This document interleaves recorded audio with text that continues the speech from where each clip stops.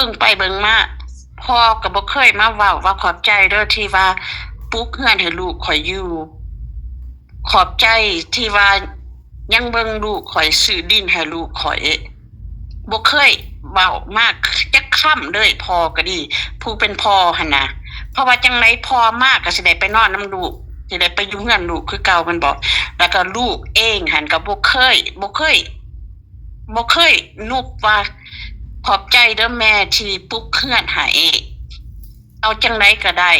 เอาจังไดก็โอเคแล้วก็เอื้อยกับแม่ดอกผู้หญิงเว้าออกมาจากอยู่ในคลิปของว่าบอสว่าใจแท้ข่อยก็บ่มักดอกเฮือนใหม่หั่น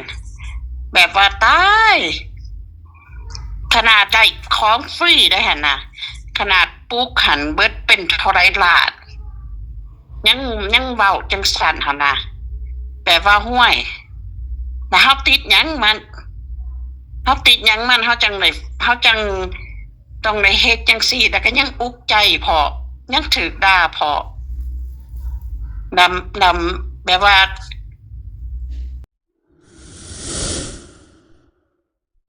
ฝากติดตามเบาโอลิแหน่เด้อพี่น้องเบิดสุปูสุคนสบายดีพี่น้องสบายดีเด้อพี่น้องเนาะสบายดียามถึงเที่ยงพี่น้องวันนี้เนาะมื้อนี้เบาโอลิก็หยุดพี่น้องเพราะว่าเบาโอลิสิหยุดเนี่ยวันที่14 13แล้วก็15 16เบาโอลิสิหยุด 3-4 มื้อเพราะว่าเฮาอยู่ในช่วงอันเทศกาลบ่ได้ลิ้นดอกหยุดก็ได้มีแต่อยู่ขายเครื่องซอยเมียบ่ได้ไปลิ้นบ่ได้กินหยังเด้บ่ได้กินแบบเหล้ายาปาปิ้งเว้าก่อนเรื่องแรกพี่น้องเนาะก็คือมื้อนี้เนาะทางผู้หลักผู้ใหญ่หรือว่าทางจุลีเพิ่นเนาะก็คือเพิ่นได้แชทมาหาเบาอลิตั้งแต่มื้อเช้าแล้วว่าเพิ่นน่ะอยากมีแนวสิเว้าแล้วก็อยากออกคลิปก็บ่ฮู้ว่าเพิ่นสิอธิบายเรื่องหยังเนาะพี่น้องเนาะเรื่องเกี่ยวกับเพิ่นน้องแต่ประมาณนี้แหละเพิ่นก็ได้เนาะพี่น้องเนาะเรื่องเรื่องซ่านน้องแต่เนาะแล้วก็เรื่องที่ว่าเพิ่นบ่สบายใจสบายมุกสบายใจแล้วก็เฮาก็มีหน้าที่แบบว่าเฮาสิเผยแพร่เนาะในคำเว้าของเพิ่นแล้วก็การตัดสินใจของเพิ่นนี้เนาะเอาก่อนอื่นก็ถ้าผิดพลาดประการใดถ้าเบาอลิเว้าหยังผิดพลาดประการใดก็ต้องขอโทษขออภัย FC เบิดทุกท่านแล้วก็ผู้หลักผู้ใหญ่เบิดทุกท่านไว้ณที่นี้ด้วยเด้อจังได๋ก็อยู่ดีมีแรงไปเดี๋ยวเฮาไปโทรหาเพิ่นก่อนเพราะว่าเพิ่นบอกให้โทรหาภายใน5นาทีเนาะไปสบายดีเอ้ยสบายดีด้วยบ่ได้เปิดกล้องได้หรือเปิดบ่บ่เปิดดอกมันค่ำเนาะแม่นโอเคเอ้ยสบายดีเด้อก็คืออันนี้เนาะพี่น้องก็คือเอ้ยเพิ่นสิออกคลิปมาเว้าเกี่ยวกับอันเรื่องบ้านน้องแต่จักหน่อยนึงว่าซั่นซะหลายเติบพุ่นล่ะเนาะบ่น้อยนึงหรอกหลายเติบเพราะว่าโดยอ่ะเรื่องถือว่าให้เอ้ยเว้าเลยก็แล้วกันเนาะพี่น้องเนาะโอเคโดยพอดีโอลิได้หูนํกันเลยเพราะว่าบ่ทันได้บอกโอลิคือกันมีแต่เว้ากันกับแม่เพิ่นแล้วได้ 3-4 มื้อละคือตั้งแต่เช้าเฮ็ดเฮือนแต่แล้วก็มาคิดเบิ่งแล้วก็มาเว้ากันได้ 3-4 มื้อแล้วก็ปรึกษากันว่าสิยุกเลิกเบิดให้เฮือนหันแล้วแล้วก็ห้องครัวกับห้องนอนหันตัวใดมันแล้วก็ป้าไว้หันแล้วก็สิบ่เฮ็ดต่ออีกเพราะว่า2คนเฮาแบบเก็บหัวแห้งแล้วก็เฮ็ดแล้วมันบ่สบายใจหั่นน่ะเฮ็ดก็เฮ็ดไปเฮ็ดก็เฮ็ดซื่อๆแฮงแบบว่าแฮงทุกข์ใจซับแบบมันบ่สบายใจแล้วเฮาสิเฮ็ดไปเฮ็ดหยังหั่นน่ะแบบว่าเฮาก็บ่ได้ติดเขาอีหยังเฮามีแต่ว่าเฮาอยากซอยแล้วเฮาซอยมาหลายเทื่อแล้วมันก็บ่มีหยังดีขึ้นมีแต่ถูกด่าซับถูกด่าแล้วก็เจ้าของเขาก็บ่เคยสิว่าขอบใจขอบคุณแม่ล่ะบ่เคยแบบขนาดพ่อเขาก็ยังบ่เคยแบบว่าขอบใจเด้อที่ว่ามาปลูกเฮือนให้ลูกขน้อย ซื้อดินให้ลูกเขาน้อยมันยังก็บ่เคยเว้าบ่เคยแบบว่าบ่เคยบ่เคย acknowledge เฮาว่าเฮาเฮ็ดให้หั่นน่ะมีแต่เฮ็ดคือแบบว่าเฮาติดเขาหั่นน่ะแล้วเฮาก็บ่ได้ติดหยังเขาแต่ละมื้อหั่นน่ะแม่เพิ่นลุกไปเฮ็ดการเบิกเช็กมาแล้วส่งมาให้เขาแบบว่าแล้วก็มาคิดว่าเอ้าแล้วเฮาติดอีหยังเขาเฮาจังต้องได้มาเฮ็ดให้เขาจังซี่แล้วก็อุกใจซับท่านเฮ็ดแล้วเฮาภูมิใจแล้วเฮาสบายใจเฮาก็โอเคเฮาก็เต็มใจเฮ็ดหั่นน่ะอันแต่ว่าเฮ็ดไปถูกด่านำแบบมันก็บ่โอเคแล้วก็เจ้าของผู้สิได้หันก็แบบเพิ่งปานใดเฮือนสิแล้วอยากเมื่อแล้วแบบว่ายังมา rush เฮาอยู่แบบเฮาต้องได้ฟ้าวเฮ็ดให้มันหั่นน่ะต้องได้ฟ้าวส่งเงินให้ต้องได้ฟ้าวแบบแล้วก็มาคิดเบิ่งน่ะมันบ่สบายใจแล้วเฮาแล้วก็เลยมาเว้ากันว่าคันเฮ็ด FC ก็ด่าคันบ่เฮ็ด FC ของแต่หันก็ด่าแบบว่าบ่เฮ็ดดีกว่า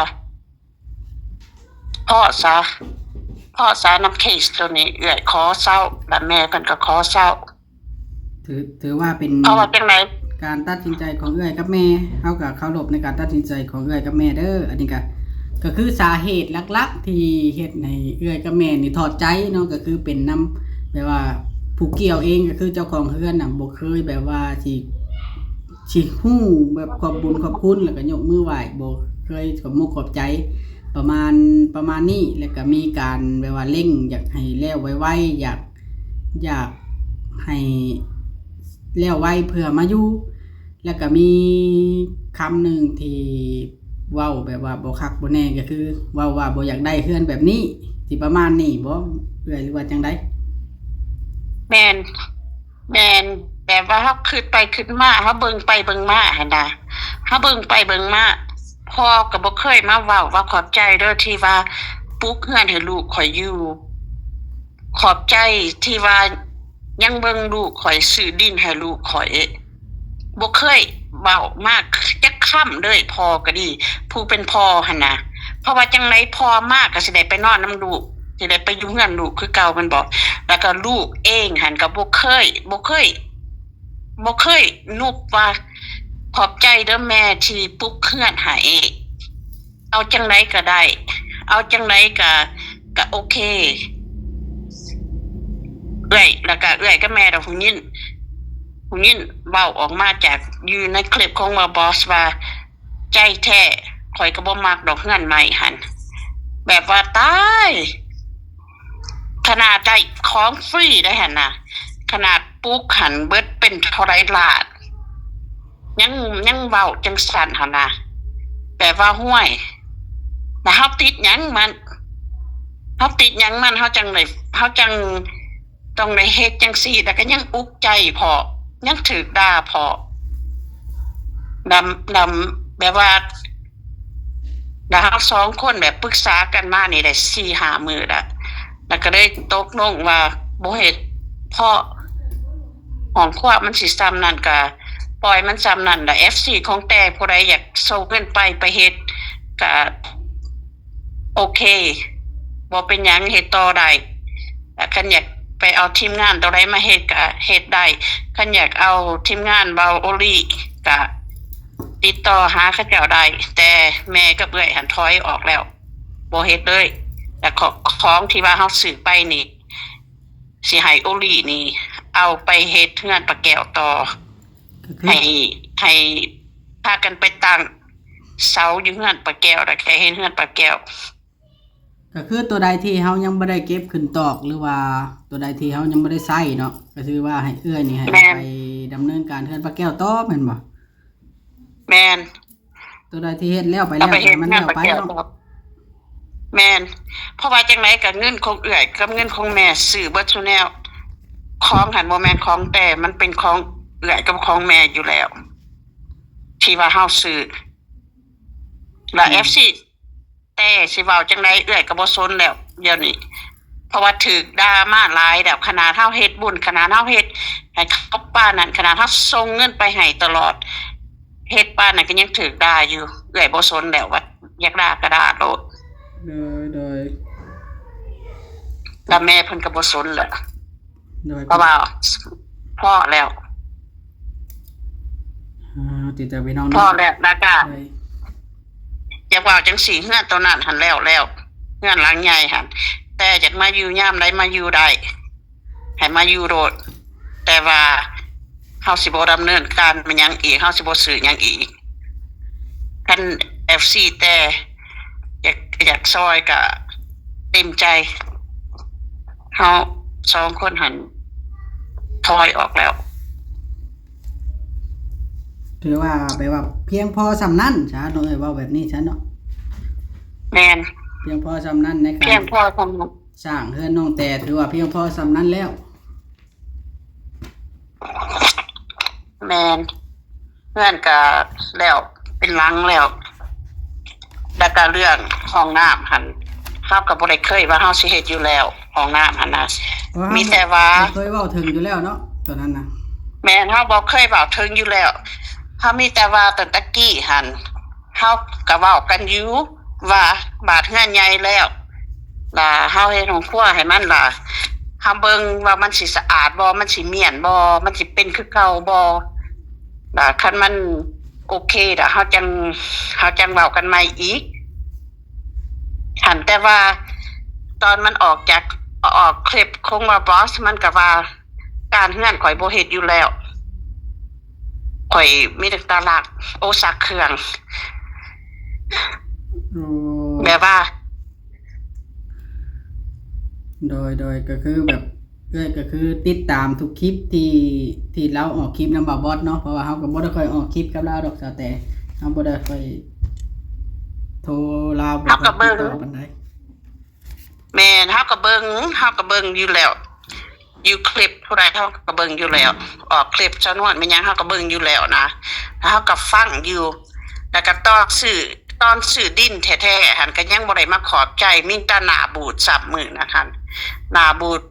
เพราะว่าบ่ได้เงินส่วนบ่หรือว่ามันหยังหั่นแต่ว่ามื้อนั้นหั่นตอนมาซื้อดินหั่นก็มีแต่หน้าบูดยังบ่ได้นั่งขอบใจดีๆเลยบ่มีคำขอบใจเลยนะแล้วเฮามาคิดว่าเฮาสิเฮ็ดไปเพื่อหยังคันคือเฮาเฮ็ดให้ประวอดเฮาเฮ็ดให้ป้าแต๋วจังซี่เขาเจ้าก็ยังแบบฮู้จักขอบใจฮู้จักอันนี้มันก็ยังภูมิมันเฮ็ดให้เฮาแฮปปี้หั่นน่ะมันเฮ็ดให้เฮาภูมิใจนะแล้วมันเฮ็ดให้เฮาแบบอยากซอยต่อหั่นแต่ว่าคันเป็นจังซี่ล่ะเฮาสิซอยไปเฮ็ดหยัง ถือว่า เฮาก็บ่ได้ติดเขาหยังหั่นน่ะเงินก็อยู่นำเฮาเงินก็เงินเฮานั่นน่ะแล้วก็เอาไปเอามาก็ FC ของแต่ก็มาด่าเฮาอีกเฮ็ดให้เขาน่ะคือบ่เฮ็ดให้เขาสุดโดดคือบ่เฮ็ดจังซั่นคือบ่เฮ็ดจังซี่แบบว่าผู้เว้าได้อยู่มีแต่เว้าแต่ผู้ส่งเงินผู้ต้องได้deal with it นี่ติน่ะมันแบบว่ามัน stress มันแบบมันอุกคั่นน่ะมันบ่ม่วนมันแบบจักจังได๋น่ะมันบ่แฮปปี้หั่นน่ะแต่สิเฮ็ดต่อไปเฮ็ดหยัง โดยก็คือเอื้อยกับแม่ได้ปรึกษากันแล้วว่าจะยกเลิกแบบถาวรเฮ็ดเฮือนน้องแต่ถือว่าได้ซำใดก็ได้ซำนั้น เบิดเท่านั้น ถือว่า มันยังจังตั้งจะโคอยู่หั่นก็แต่ว่าเบิดเท่านั้นแหละ โดยสิ่งใดที่เฮ็ดไปแล้วก็คือเฮาขึ้นโครงเฮือนครัวเฮือนหยังแล้วก็มีแต่ว่าแล้วซำนั้นเฮาสิบ่ได้ ซ้ำนั้น มีการถ้าสมมุติว่าน้องแต่อยากกลับมาอยู่ก็แล้วแต่น้องแต่เพราะว่าเฮือนหลังนั้นมันเป็นเฮือนเราแล้วก็ให้เรามาอยู่โลด แม่น หรือว่าเรา แม่น เรามีเงินมีคำมาเฮ็ดต่อก็แล้วแต่เราหรือว่าสิมี แม่น ผู้รักผู้ใหญ่ท่านอื่นเนาะเพิ่นเมตตาสงสารแล้วก็แล้วแต่เพิ่น แม่น โดย ขนาดพ่อแม่มามื้อนั้นนะยังบ่ขอบใจจักคำพอก็ดี เอาไปเอามาแห้งมาเฮ็ดใส่สับแต่ว่าเอื้อยกับแม่แบบ เบื่อไปแล้วนำครอบครัวตัวนี้แต่ว่าซอยก็บ่ขึ้นซอยก็คือเก่าซอยมานี่หลายปีแล้วก็คือเก่าคือเฮือนตัวเก่าเป็นบ่แม่เพิ่นซื้อดินให้แล้วแล้วแม่เพิ่นปลูกเฮือนให้แล้วแล้วก็ซื้อของเขาเฮือนเป็นถ้วยเป็นบวงเป็นผ้าห่มเป็นหมอนเป็นเบิดซุแนวเป็นเบิดเท่าไหร่ล้านของน่ะมันไปไสเบิดเป็นหมอเป็นแหกเป็นซ้ำเป็นหยังเบิดซุแนวให้มันไปไสเบิดบัดมาขึ้นมาอันเฮือนตัวนี้ต้องแบบสตาร์ทจากศูนย์เลยบ่มีหยังบวงใบหนึงก็ยังบ่มีมันไปไสเบิดคือบ่เก็บไว้แน่คือบ่รักษาไว้ในของที่ว่าเพิ่นซื้อให้หั่นน่ะตู้เครื่อง2อันแม่เพิ่นซื้อให้มันไปไสเบิดแบบของที่ว่าแม่เพิ่นซื้อให้หั่นคือแบบว่าบ่มีหยังเลยแล้วก็มาเริ่มศูนย์อีกคันแม่นว่าลูกเฮาก็ยังว่าจังได๋ครับก็แต่ต้องได้งุ้มมันอยู่แล้วแม่นบ่อันนี้ลูกก็บ่แม่นพี่น้องก็บ่แม่นบ่เคยฮอดเห็นหน้าซับเฮาก็ยังเฮ็ดให้ซ้ำนี่เฮาก็ยังบ่เคยมาขอใจเฮาอีกบ่เคยนบบ่เคยไหวบ่เคยขอบใจคันสิว่ายังเด็กน้อยอยู่เด็กน้อยจังได๋ผัวก็ได้2คนน่ะได้ผัว2คนน่ะคันว่าพ่อก็ได้เมีย3คนลูก5คนน่ะมันบ่แม่นดอกว่ายังเด็กน้อยมันแบบเปรียบใหญ่ติบ่ก็บ่ฮู้แต่ว่าคันแม่นข่อยนี่นะคันข่อยทุกข์จังคันข่อยเป็นคนทุกข์หั้นนะแล้วมีคนเอาของมาให้ข่อยนี่โอ๊ยข่อยสิกราบฮอดตีนพุ่นโดยก็คืออันนี้ก็คือเอื้อยที่เพิ่นเนาะพี่น้องอยากเอามาเว้าแล้วก็อธิบายให้ FC ผู้เพิ่นเบิ่งอาจสิเข้าใจทางบ่เข้าใจแน่หลายคนบ่เข้าใจว่าอาจสิย้อนเบาอีหลีกับบ่บอสบ่ปั่นป่วนจนเพิ่นยกเลิกนะสิประมาณนี้นะเอื้อยเพิ่นก็เลยออกมา บ่แม่นดอกแม่นบ่บอสกับบ่โอลีนี่บ่เคยเว้าหยังบ่เคยเว้าหยังแปลว่าบ่ดีอันสำหรับแต่บ่เคยเว้าหยังเฮามีตามีหูเฮาเบิ่งออกเฮาเบิ่งหูเฮาก็ใหญ่ล่ะเฮาก็บ่แม่นเด็กน้อยเกินไปว่านี่เขาเว้าจังไดเฮ็ดจังไดเฮาก็ฮู้บ่หาตั้งแต่ให้คนมาบอกเพราะว่าออกคลิปพนันออกคลิปพวกนี้ขนาดว่าเจ้าโทรหาผู้นั้นโทรหาผู้นี้เจ้าคือบ่โทรหาเพิ่นแหน่ว่าเตียงนั่นแม่รับเขาโรงหมอนั่นคือบ่โทรถามข่าวเพิ่นผู้เพิ่นแดนนำเพิ่นอันเฮ็ดเวียกให้ตลอดหั่น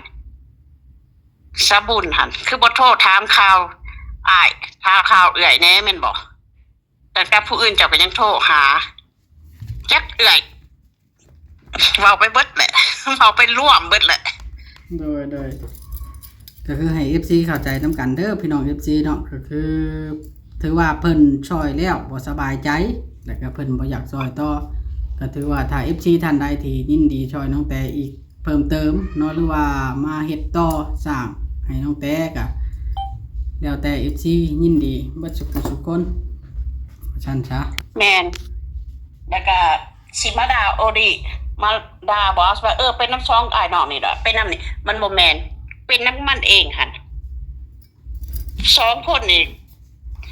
บ่ได้เกี่ยวหยังโอดิบ่ฮู้ซ้ํว่าเฮายกเลิกปุ๊บห้องครัวต่อแล้วก็เรื่อง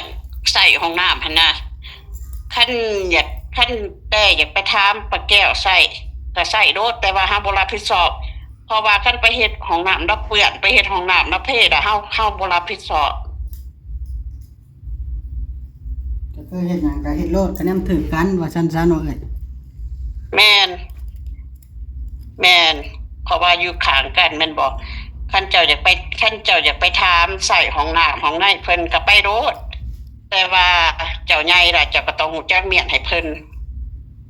แต่คือเฮือนคือกันหั่นแหละปลูกให้แล้วก็ฮู้จักปาดฮู้จักกวาดฮู้จักเมียน หูจักเทคแคร์มันบ่แม่นสิเป็นคือเฮือนตัวเก่าบัดนั้นเฮือนตัวเก่าบัดนั้นน่ะก็มี FC ว่าเอาเฮือนใหญ่เข้าไปขายแล้วก็มาปลูกเฮือนน้อยให้เขาเฮือนใหญ่เขาคือบ่อยู่สัตว์คือบ่มีไผอยู่จะเป็นได้ขายบ่มีไผอยู่ เว้าง่ายๆซะอัน FC เพิ่นยังบ่เข้าใจตัวนี้ว่าซุมเอื้อยกับแม่นี่ขายเฮือนหลังนั้นแล้วมาเฮ็ดเฮือนหลังน้อยให้เขาที่จริงน่ะเฮือนหลังนั้นกับดินตอนนั้นน่ะแม่กับเอื้อยเป็นคนซื้อเป็นคนเฮ็ดเนาะแม่นบ่เงินแต่บ่มีเปอร์เซ็นต์เงินพอแต่บ่มีเปอร์เซ็นต์เงินนอกแต่บ่มีเปอร์เซ็นต์มีแต่ตานั่งท่าเอาขนาดบ่นอนเสื้อถวยบวงมันยังกับผู้ใหญ่ซื้อให้เบิดแล้วไปใส่เบิดเป็นทราบเป็นหมอเป็นแหกเป็นตู้เครื่องเป็นอันนี้ไปใส่เบิดจะมาได้มาเริ่มจากศูนย์อีก โดยถือว่าได้ชำนาญก็ถือว่าโอเคแล้วล่ะเฮือนหลังใหญ่มันแล้วแล้วสมมุติว่าน้องแต่ยังมาอยู่ก็สามารถอยู่ได้แล้วมันบ่แตกต่างจากเฮือนหลังตัวเก่าดอกหลังตัวเก่าก็ห้องครัวก็บ่มีคือกันห้องครัวก็บ่มีห้องน้ำก็บ่ได้ใช้น้ำก็บ่มีคือกันตัวนั้นก็ได้แต่ว่าตัวนี้ยังดีว่าได้อยู่บ้านเกิดเมืองนอนของเจ้าของญาติพี่น้องมีตัวนี้ แม่นคันมี FC ของแต่ผู้ใดที่ว่าบ่พอใจก็ให้ไปเฮ็ดให้เราต่อได้บ่เป็นหยังพวกเฮาก็บ่ได้เว้าหยัง ก็ยินดีนำ เพราะว่าพวกเฮาสิไปเฮ็ดแม่นยินดีนำเพราะว่าพวกเฮาสิไปเฮ็ดงานปลาแก้วต่อเพราะว่าเฮาพอละจัวมานี่เฮาพอละเฮาเมื่อยละนอนบ่ได้ 3-4 มื้อละ มีความเครียดบ่ คนเฮามันเครียดมันแบบมันจักจังได๋แหละมันเมื่อยใจเมื่อยสมองหั่นน่ะ หรือว่าได้ยินน้อง คนเฮาหั่นน่ะ น้องได้ยินเพิ่นเว้าในคลิปว่าบ่มักเฮือนจังซั่นล่ะเครียดบ่ โอ้ยแบบว่าจนขึ้นหน้ากับแม่ก็ขึ้นพ่อขึ้นพ่อแม่เอื้อยก็ขึ้นพ่อเอื้อยแบบว่าตายเงินเฮาเบิดนำมักหลายแต่เขาว่าบ่มักจังซั่นบ่มักจังสิแบบว่ามันแบบจักจังไดแหละแล้วก็ยังได้ส่งเงินไปเฮ็ดให้มันอีกอยู่หั่นน่ะ เริ่มบ่สบายใจเลยยกเลิก มันแบบแม่นบ่สบายใจคันบ่สบายใจแต่จักสิไปเฮ็ดต่อเฮ็ดหยังคือไปขึ้นมาแต่บ่สบายใจจักสิไปเฮ็ดต่อเฮ็ดหยังเฮ็ดต่อเพื่อไผเพื่อ FC ของแต่นบ่เพื่อแต่หั่นบ่เงินอยู่นำเฮาแต่บ่ได้เอาเงินมาฝากไว้นำเฮาเงินก็เงินเฮาเองถูกด่าก็เฮาถูกด่า โดยเนาะนี่แต่ว่าอันเฮาสิสรุปให้ FC ฟังไปดิก็คือทางเอื้อยกับแม่เพิ่นนี่บ่คักในใจแล้วก็เพิ่นสิยกเลิกก็ย้อนสาเหตุที่ว่า1เนาะ1ก็คืออันมื้อนั้นน้องแปรได้ออกคลิปแล้วก็ได้เว้าพาดพิงถึงเฮือนถึงซ่านว่าบ่มักเฮือนจังซั่นจังซี่หั้นนะมันเลยเฮ็ดให้อันแม่กับเอื้อยเพิ่นนี่บ่สบายใจแล้วก็ใจทอดว่าซั่นซะแล้วก็ต่อมาทางด้านน้องแต่หรือว่าเจ้าของเฮือนนี่เพิ่นบ่เคยแบบว่าขอบบุญขอบคุณผู้หลักผู้ใหญ่เลยคันสิว่าถ้าให้ตั้งแต่อันยูทูบเบอร์บอกก็จักสิบอกจังไดแต่ละคนก็ใหญ่เบิดแล้วนะเขาก็เคย ใหญ่เบิดดอกผัวก็ได้2คนน่ะ อันนี้ก็เว้าลิกับบ่บอสนี่บ่เคยเว้าแน่นั่นแน่นี่ว่าน้องแต่เป็นจังซั่นจังซี่เฮาบ่เคยว่าดอกมีแต่ว่า บ่ อันเฮาอยากหลีกเลี่ยงดราม่าที่สุดก็คือเฮาบ่ได้อยากแบบว่าอยากให้ทุกอย่างแล้วล่ะจังมาเพราะว่าเฮาบ่อยากให้มันมีดราม่าเด้เฮาก็เคยเว้าตลอดนำเอื้อยว่าบ่ทันเราอยากให้น้องแต่มาท่าเฮือนบ่แล้วครับเอาไว้สุดท้ายก็มีดราม่าจนได้ แม่นเอื้อยกับแม่ก็เว้าว่าบ่ฟ้าวให้มาเฮือนมันบ่ทันแล้วคักบ่ฟ้าวให้มาให้มันได้เบิดซุแนวก่อนคันมีแต่ถามแต่ละมื้อโทรมาก็ถามเพิ่งบ่ได้สิแล้วดอกบ่ฮอดซ้ำไหนแบบว่าคือ rush เฮานี่นะคือ rush เฮาแบบอ่ะ คือเร่งเนาะคือเร่งมือบ่ คือเร่งเฮาแม่นคือเร่งเฮาแบบว่าเร่ง เฮาให้มันแล้วแล้วเฮ็ดนี่นะเฮาบ่ได้เอาใบใหม่เฮ็ดเฮาเอาเงินเฮ็ดมันบ่พอเฮาก็ต้องได้ส่งเงินไปนังเทื่อเงินบ่ทันก็ต้องได้ท่าส่งเงินไปบ่แม่นสิส่งไปผู้เร่งก็เร่งอยู่ โดยเพราะว่าเว้าง่ายๆซะเนาะเอ้ยก็คือ แต่ละหลังน่ะบ่มีหลังใดที่แล้วไว้สำหลังนี้ดอกแต่ค่าเฮาเฮ็ดมา แม่นเฮาเฮ็ดใจเย็นๆเฮาเฮ็ดหลังตัวใดเฮาก็เฮ็ดใจเย็นๆไป นี่ยังว่าแล้วไว้ได้ประมาณ20มื้อนะ18มื้อเฮาเฮ็ดน่ะ แล้วไว้เพราะว่าที่นัดอีทหันกันเร่งให้มันเร่งว่าน้องสิมาเร่งว่า เออ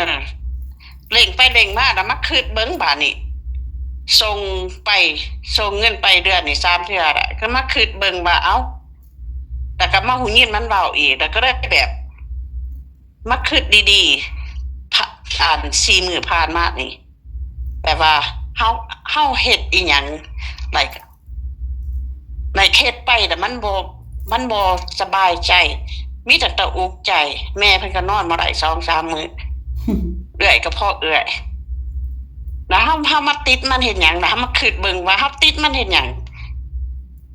แม่เพิ่นก็ไปการแต่เช้าเบิกเช็คแล้วก็ฟ้าวส่งไปให้แบบว่ามันบ่โอเค all around นะแบบมันมีแต่อุกใจแล้วก็มาเบิ่งมาอ่านคอมเมนต์ก็ถูกด่าอีกแล้วมันโอเคบ่ล่ะเงินก็เบิดผู้รับก็บ่ฮู้จักบุญคุณแล้วก็ FC ของมันก็ยังมาด่าอีกแบบว่าเฮาหลีกเบิดซะ โดยมีแต่ว่าอันนั้นเนาะมีแต่ว่าเฮาก็แจ้งไว้ซำนี้เลยว่าเพื่อนน้องแต่นี่เฮาสิยกเลิกสร้างเพราะว่าทางผู้รับผู้ใหญ่เพิ่นยกเลิกเองล่ะก็คือทางเฮานี่มีหน้าที่เป็นเพียงสะพานบุญในเพิ่นเท่านั้นเพิ่นบอกหยังเฮาก็ต้องได้ปฏิบัติบ่ว่าสิเป็นจังไดเฮาก็ต้องได้ปฏิบัติเพราะว่าทุกเงินทุกบาททุกสตางค์ก็คือเงินของเพิ่นพี่น้อง FC ต้องเข้าใจเบาอลิแล้วก็เบาบอสแล้วก็ทางทีมงานนํตัวนี้ก็ได้พี่น้องเอ้ยเนาะ ทีมงานนี่บ่ได้เกี่ยวอีหยังจักติทีมงานฮอดบ่ฮู้ซับว่าเฮายกเลิกข่อยขอโอลีนี่ออกมาว่าให้ออกข่อยสิออกมาชี้แจงให้เจ้าฮู้นำพร้อมกันกับ FC เลยโดยเพราะให้ฮู้นํกันเลยเพราะว่ามันบ่ได้เกี่ยวนํอันความมันหยังตัดสินใจนี่มันบ่ได้เกี่ยวนํโอลีและบ่ได้เกี่ยวนํบอสเอื้อยกับแม่ตัดสินใจเองเพราะว่าเฮาก็บ่แม่นเด็กน้อยเฮาเบิ่ง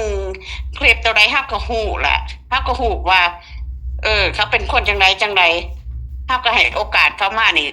ด้นน่ะแต่มันยังมันก็บ่มีหยังเปลี่ยน เฮาอันนั้นอยู่เฮาพยายามบอกเราอยู่แต่เก่าก็บ่พยายามบ่ให้ออกคลิปกับไผเด้อเฮาบอกมันคันเว้ามาแล้วมันสิบ่คักบ่แน่เว้าอีหยังเว้าโคมไปจังซี่ซุมห้า แม่นแล้วก็เขาก็อ่านคอมเมนต์อยู่เขาก็ว่าเขาอ่านคอมเมนต์อยู่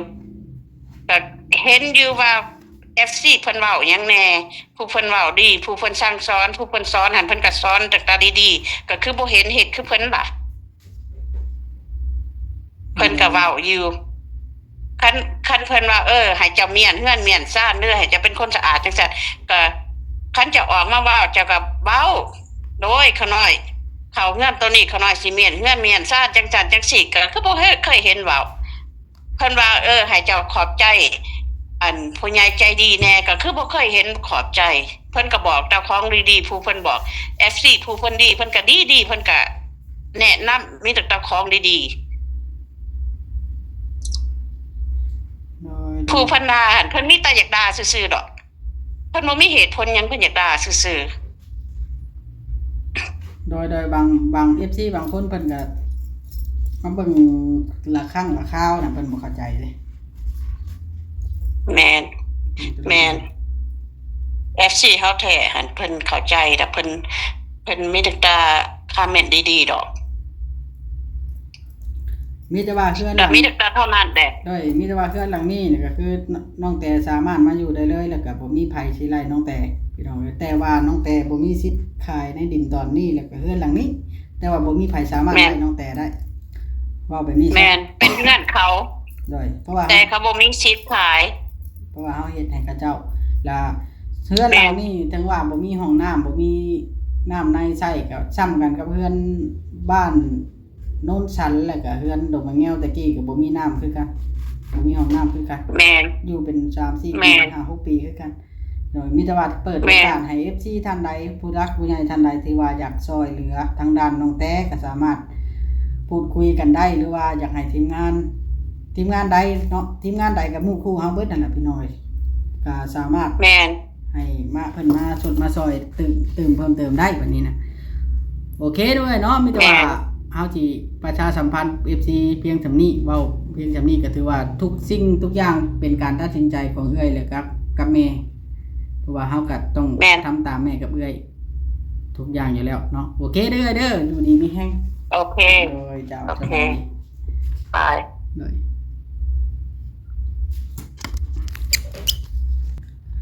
พี่น้องฮ้อนได้อยู่ห้องเบาลีนะก็มีแต่ว่าเบาลีสิว่าจังซี่เนาะก็คือทุกสิ่งทุกอย่างทั้งเบิดเบาลีบ่ได้ตัดสินใจเองมีแต่ผู้หลักผู้ใหญ่เพิ่นตัดสินใจแล้วก็ได้เบิ่งในคลิปก็คือผู้หลักผู้ใหญ่เพิ่นเคยเล่าสู่เบาลีฟังอยู่พี่น้องเนาะในคลิปของบาบอสเพิ่นว่าน้องแต่นี่เว้าว่าอันบ่มักเพื่อนตัวนี้บ่มักอันเพื่อนตัวนี้อยู่แล้วนะตะกี้น่ะบ่มักอันเพื่อนนั่นอยากได้ทรงโมเดิร์นอีหยังนี่ประมาณนี้ก็เลยเฮ็ดให้เพิ่นน่ะบ่สบายใจเพิ่นเคยเล่าสู่เบาลีฟังอยู่แต่ว่าเบาลีก็บ่คิดว่าเพิ่นสิยกเลิกเอ้าในเมื่อเพิ่นยกเลิกแล้วเบาลีก็ต้องเคารพในการตัดสินใจของเพิ่นเพราะว่าเงินทุกบาททุกสตางค์น่ะเงินเพิ่นส่งมาเนาะเงินเพิ่นส่งมาแล้วเพิ่นอยากให้ไผเพิ่นก็ให้เพิ่นบ่อยากให้ไผเพิ่นบ่ให้อันนี้ก็เบาลีก็บ่ได้ผิดหรือว่าเครียดกันกับน้องแต่เฮายังฮักแพงเป็นอ้ายเป็นน้องกันคือเก่าแต่ว่าภาระหน้าที่ของแต่ละคนมันต่างกันเฮาบ่สามารถที่อันถ้าเพิ่นบ่ให้ซอยเฮาบ่สามารถที่เอาเงินไปซอยได้แล้วก็เฮาบ่สามารถที่เอาเงินเพิ่นไปใช้โดยพละการได้ถ้าเฮาบ่ได้ขออนุญาตเพิ่นแล้วก็เจ้าของเงินเพิ่นว่าจังไดเฮาก็ต้องว่าตามจังซั่นถ้า FC ท่านใดที่ว่าเว้าว่าทางแม่กับเอื้อยเพิ่นน่ะไปขายดินอยู่บ้านโนนสันหันเพื่อมาสร้างอยู่พี่แต่บ่เฮ็ดบ่แล้วก็คือดินตอนนั้นแล้วก็เฮือนตอนนั้นก็คือสองท่านนี่เป็นคนซื้อแล้วก็เป็นคนเฮ็ดคือเก่าเนาะถือว่าเจ้าของเพิ่นขายก็คือผู้รักผู้ใหญ่ผู้เดียวกันเนาะพี่น้องเนาะเอ้าพี่น้องสำหรับคลิปนี้เบาลีสิได้ขอตัวกันเถอะพี่น้องเนาะผิดพลาดประการใดก็เบาลีต้องขอโทษขออภัยถ้าจะตำหนิหรืออีหยังก็ตามให้ตำหนิเบาลีอันเพียงผู้เดียวก็ได้พี่น้องเนาะเพราะว่าทุกสิ่งทุกอย่างขึ้นกับการนำเสนอของเบาลีนำคือกันเนาะก็บ่อยากให้ดราม่าไปลงผู้รักผู้ใหญ่เพิ่นเพราะว่าเพิ่นก็ช่วยมาหลายลังบางครั้งเพิ่นบ่สบายใจเพิ่นก็บ่อยากซอยต่อก็มีเนาะพี่น้องเนาะต้องเคารพในการตัดสินใจของเพิ่นเนาะจังได๋ก็อยู่ดีมีแฮงฝาก FC พิจารณาแล้วก็เข้าใจเบาลีนำจังได๋ก็อยู่ดีมีแฮงสบายดี